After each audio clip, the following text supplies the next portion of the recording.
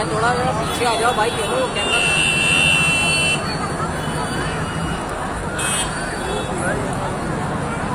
जामिया के तलबा और उनके आंदोलन के सभी हमदर्द साथियों,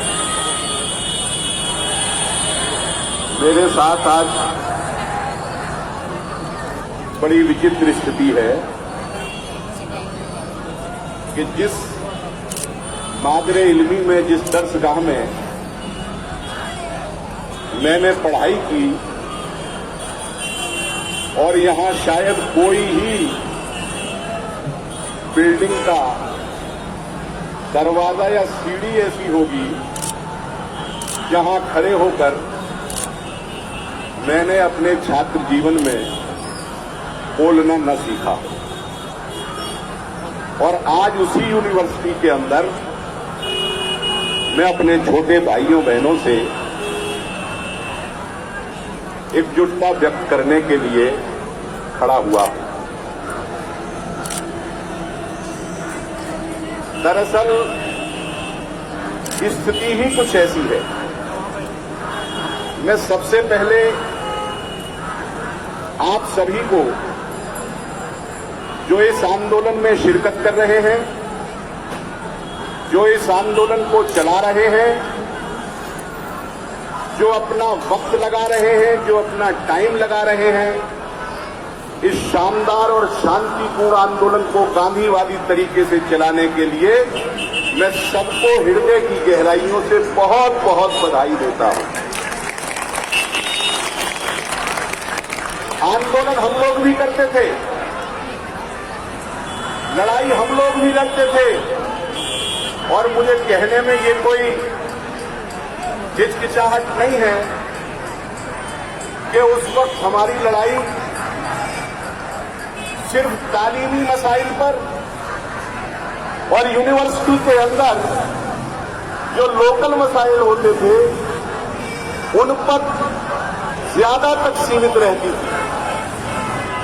लेकिन आज मुझे खुशी होती है कि मैं जिस यूनिवर्सिटी से मैंने पढ़ाई की है, आज उसके तलबा, उसके छात्र, उसके विद्यार्थी इतने शऊरमंद हो चुके हैं कि अगर देश के अंदर, देश के कानून के साथ, देश के संविधान के साथ अगर कोई ज्यादती होती है, कोई छेड़छाड़ होती है, तो वो पूरे देश को रास्ता दिखाने का काम करते हैं। इसके लिए भी मैं आपको बधाई देना चाहता हूं। अपनी बात के शुरू में मैं 2-3 बातें स्पष्ट कर दूं, जरा ध्यान से सुन लीजिएगा। मैं किसी भी ऐसे आदमी को जो दुनिया के किसी भी कोने में, चाहे पाकिस्तान में, चाहे अफगानिस्तान में, चाहे बांग्लादेश में, चाहे अरब देशों में, चाहे लैटिन अमेरिकी देशों में, चाहे अमेरिका और इंग्लैंड में, अगर कोई भी प्रताड़ित है, कोई भी दुखी है, धार्मिक आधार पर, राजनीतिक आधार पर, वैचारिक आधार पर अगर किसी की भी प्रताड़ना होती है और भारत के अंदर वो शरण मांगता है या यहाँ की नागरिकता चाहता है, तो मैं उसके एक कदम भी खिलाफ नहीं हूं, 1 मिनट के लिए भी खिलाफ नहीं हूं। लेकिन जिस देश के अंदर हम रहते हैं, उस देश के संविधान का बुनियादी ढांचा ये है कि हम धर्म के नाम पर किसी के साथ अनुराग नहीं करेंगे, हम धर्म के नाम पर किसी के साथ द्वेष नहीं करेंगे, हम धर्म का लिहाज किए बिना, जाति का लिहाज किए बिना, नस्ल का लिहाज किए बिना, रंग का लिहाज किए बिना, बोली का लिहाज किए बिना सबके साथ समान रूप से व्यवहार करेंगे।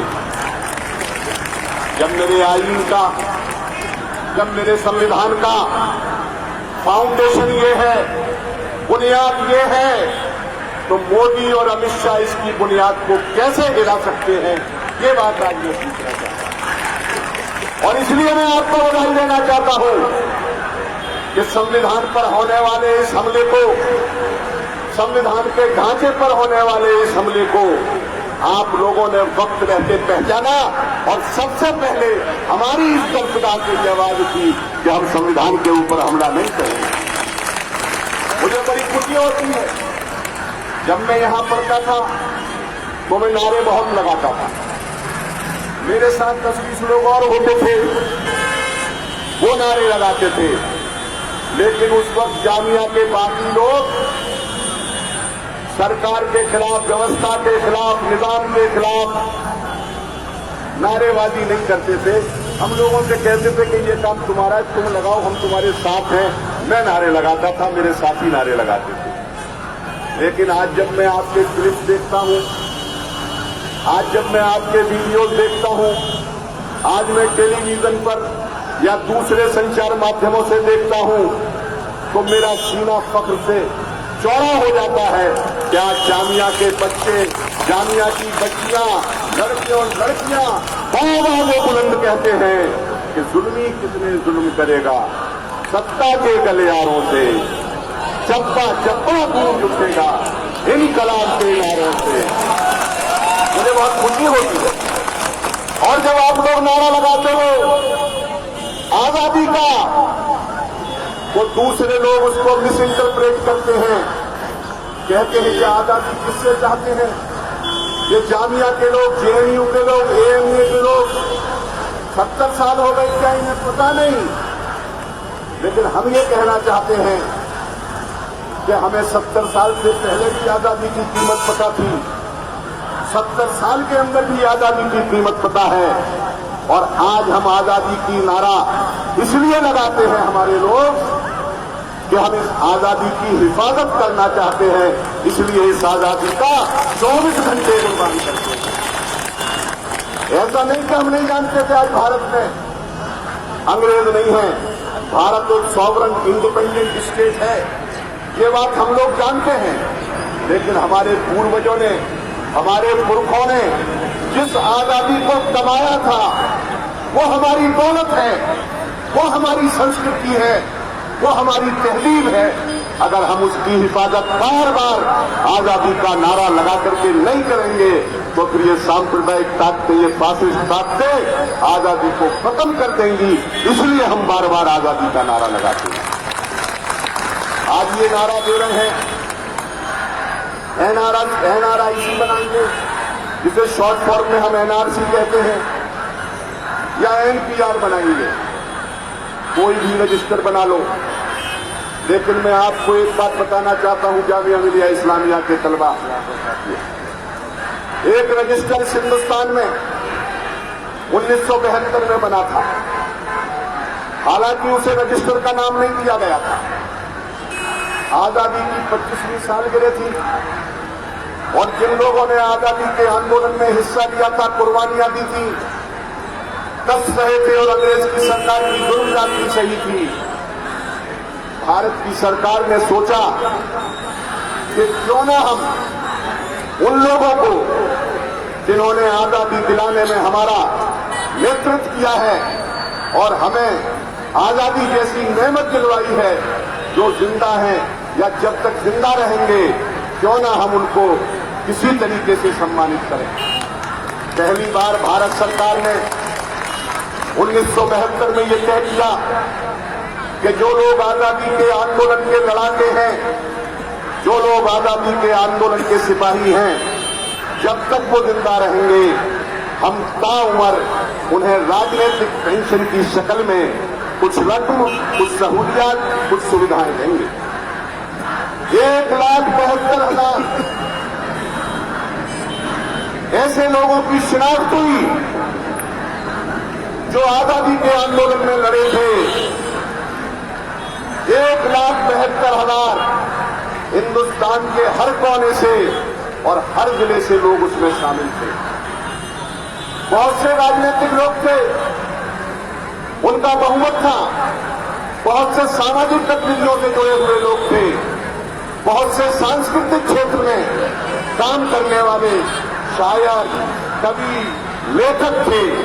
कुल मिला के 1,72,000 लोगों को राजनीतिक पेंशन स्वतंत्रता संग्राम सेनानी के रूप में देने का फैसला भारत की सरकार ने 1972 में किया था। लेकिन मैं आपको बताना चाहता हूं, उन 1,72,000 लोगों में एक भी मोदी का, अमित शाह का पूर्वज नहीं था, एक भी जनसंघ का आदमी नहीं था, एक भी आरएसएस का आदमी नहीं था।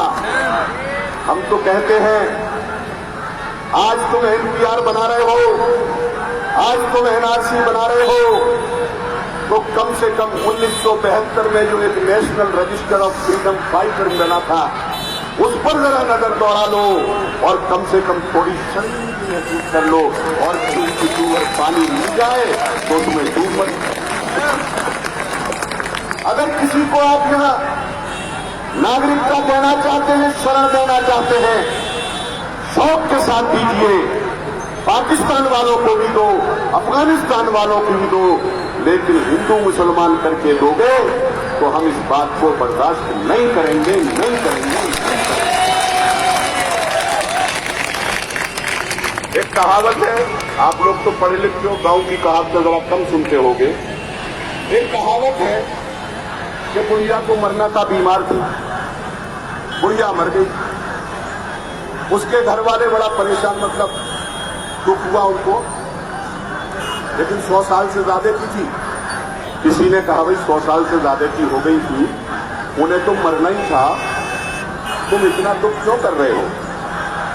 उसने कहा उनके मरने का गम नहीं है, गम यह है कि मौत हमारा दरवाजा देख गई।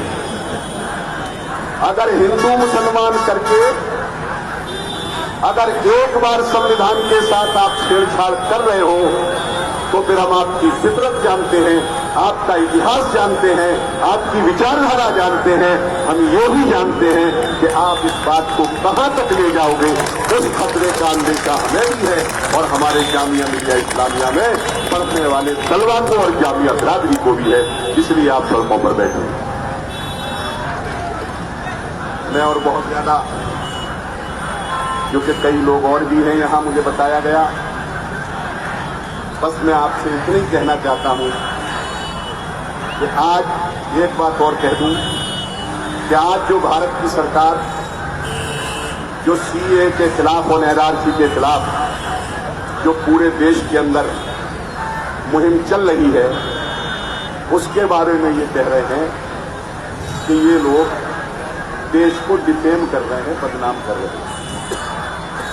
लेकिन मैं आप लोगों को बताऊं, आज दुनिया के अंदर शायद कोई इंटरनेशनल ऑर्गेनाइजेशन ऐसा नहीं है जो ह्यूमन राइट के सवाल पर काम करता है, जो रिलीजियस फ्रीडम के सवाल पर काम करता है, जिसने भारत सरकार के इस कदम की आलोचना न की। यूनाइटेड नेशन का जो ह्यूमन राइट कमीशन है, OHCHR, उसने भारत सरकार के इस कानून से अपनी नाइतफाकी जाहिर की।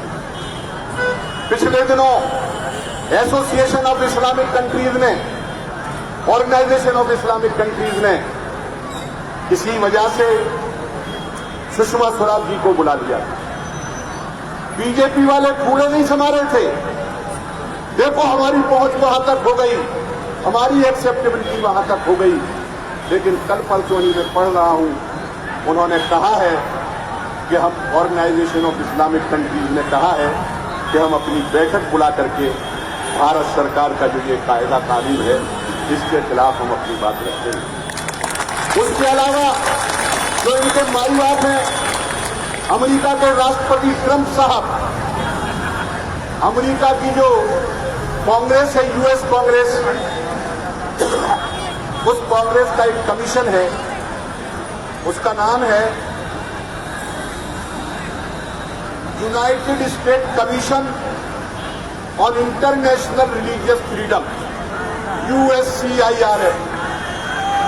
तो इनके चाचा जी का जो कमीशन है, ताऊ साहब का, ट्रंप जी का, उस कमीशन ने तो यहां तक कह दिया कि ये कानून खराब है और मोदी पर और अमित शाह पर नजर रखिए। अमेरिकी सरकार से उन्होंने ये अपील की है कि इन पर नजर रखिए, ये कुछ भी गड़बड़ कर सकते हैं। दुनिया के 6 ऐसे लोग जिनका साहित्य के क्षेत्र में, इतिहास के क्षेत्र में, समाजशास्त्र के क्षेत्र में जिनका योगदान है। जब आप मेट्रो पर बैठते हैं तो नोम चौंसकी के नाम से वहां बिल्डिंग बनी हुई है, उन चौंसकी साहब ने दस्तखत कर दिए, रोमिला थापर साहिबा ने दस्तखत कर दिए, और ऐसे 100 लोगों की फहरिस्त है जिन्होंने कह दिया कि भारत का ये कानून इंसानियत के खिलाफ है, रिलीजियस फ्रीडम के खिलाफ है, ये जन विरोधी कानून है।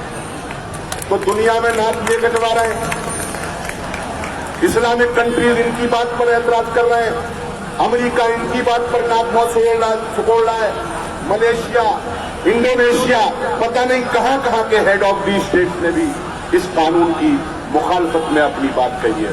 तो हम मोदी जी से कहना चाहते हैं कि ये लोग तो यहां शांतिपूर्ण प्रदर्शन कर रहे हैं, ये लोग तो यहां गांधी के रास्ते पर चल रहे हैं, आप दुनिया में भारत की नाक कटवा रहे हो, और हमारे लोगों का क्या हाल है? हमारे जामिया के लोग जहां भी हैं